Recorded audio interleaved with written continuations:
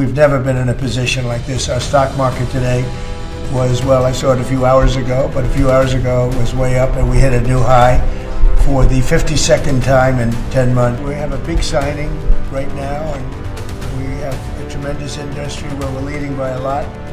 It's the AI, artificial intelligence. I always thought it should be SI, supreme intelligence, but I guess somewhere along the line they decided to put the word artificial, and that's okay with me. We're leading China, we're leading everybody by a tremendous amount. The electricity is being built by them in every plant. They're building the electricity. We're getting them rapid approvals. We have a big signing right now, and we have a tremendous industry where we're leading by a lot. It's the AI, artificial intelligence. I always thought it should be SI, supreme intelligence, but I guess somewhere along the line they decided on the word artificial, and that's okay with me. That's up to them. It's a massive industry. We're leading China. We're leading everybody by a tremendous amount. The electricity is being built by them in every plant. They're building the electricity. We're getting them rapid approvals. But they're spending trillions of dollars, and they can't. Basically, this has a couple of other things that are less important, but one of the things that it has is you have to have a central source of approval. When they need approvals on things, they have to come to one source. They can't go to California, New York, and various other places like Illinois with Pritzker, who's a totally unreasonable person. And they have to have, they're putting all this money in. It's a big part of the economy. And there's only going to be, I think, one winner here. I don't know if anybody agrees with that. I think most people agree, but there's only going to be one winner here, and that's probably going to be the U.S. or China. And right now we're winning by a lot. China has a central source of approval. I don't think they have any approval. They just go and build. But people want to be in the United States, and they want to do it here, and we have the big investment coming. But if they had to get 50 different approvals from 50 different states, you can forget it, because it's not possible to do, especially if you have some hostile. All you need is one hostile actor, and you wouldn't be able to do it. So it doesn't make sense. I didn't have to be briefed on this, by the way. This is real easy business. I mean, this is simple. We're taking in trillions of dollars. We're taking in tremendous amounts of countries, jobs, everything's coming in. Now, just to get off AI for a second, auto plants are being built at levels that we've just about never seen before. Our auto industry was decimated. 56% of our auto industry left our country over the years. It was at one point 100%, and then it got shriveled down, and really we lost a lot. And now, because of tariffs, which have been so incredible, we've taken in hundreds of billions of dollars, and we're bringing back our factories. We're bringing back everything. We've never been in a position like this. Our stock market today was, well, I saw it a few hours ago, but a few hours ago it was way up, and we hit a new high for the 52nd time in 10 months. We have an all-time high stock market. And it's all reasons. A big reason was the election November 5th, and another big reason, and maybe the biggest reason, but maybe not, because without the election this wouldn't have been done, because people don't know how to do it. The second reason is the tariffs. We're charging countries that were really hurting us badly, were really decimating us. Hence we have $38 trillion in debt, which will start paying off pretty soon with the tariff money coming in. But countries that were really decimating us use tariffs against us. Now we're using tariffs. All we want is fair. All we want is national security. It's given us great national security. I settled 8 wars, and numerous of them was because of trade and because of tariffs.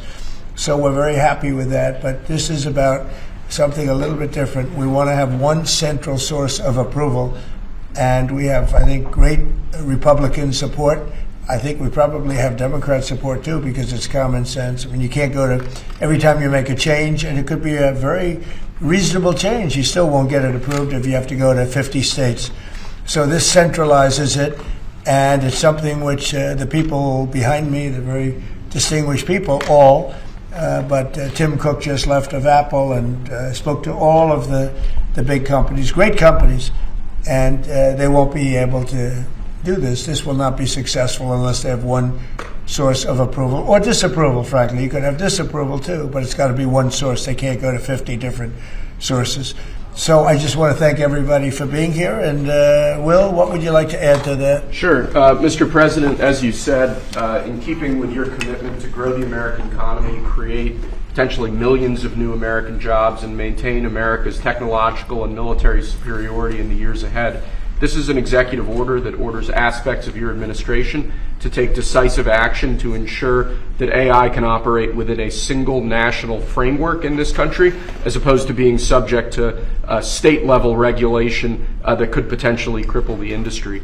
David Sachs, your AI and crypto czar, has been one of the key players and key authors behind this EO. He can give you more of the granular detail, but the big picture is that we're taking steps to ensure that AI operates under a single national standard so that we can reap the benefits that will come from it in terms of economic growth, job development, national security, and technological edge. And it's really the biggest industry that anybody's seen. I mean, it's taking off. And again, I believe there'll only be one country that really benefits, and it should be the United States. And it will be if we do this, if we're unified. We have to be unified.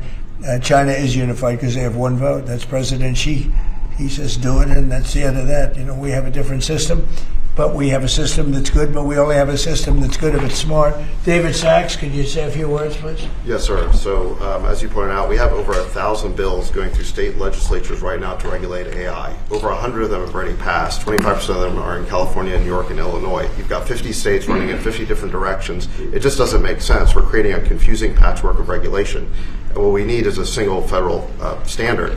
And that's what the CEO says, sir, is it basically states that the policy of your administration is to create that federal framework. We're going to work with Congress, like the chairman here of the Commerce Committee, Senator Cruz, and other members of Congress to define that framework. In the meantime, this EO gives your administration tools to push back on the most onerous and excessive state regulations. We're not going to push back on all of them. For example, kid safety, we're going to protect. We're not pushing back on that, but we're going to push back on the most onerous examples of state regulations, sir.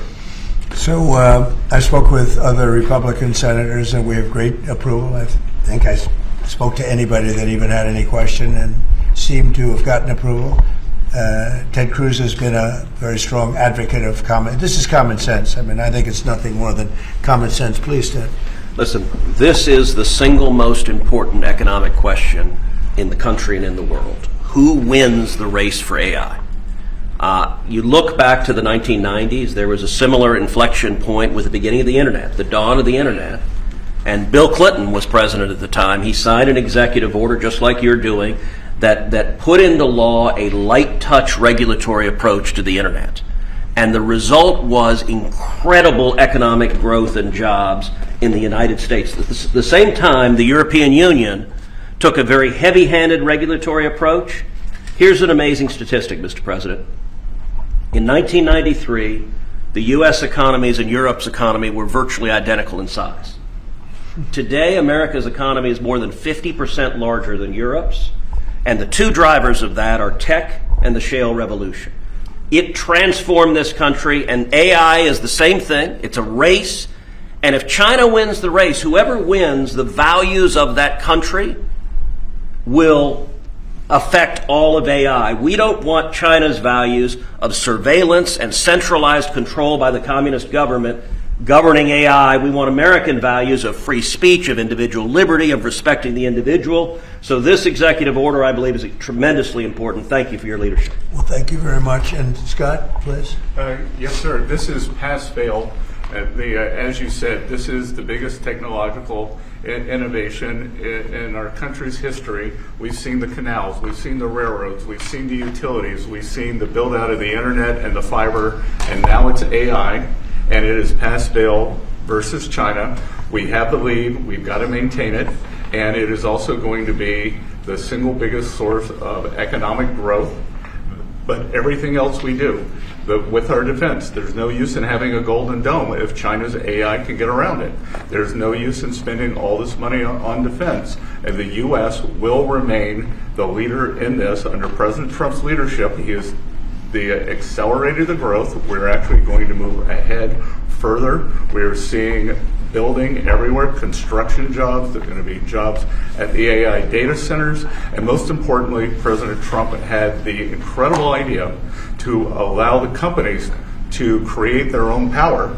And we are going to see soon that communities near AI facilities will have the same or lower electric costs than other communities, which is a great innovation. So this is an important document today.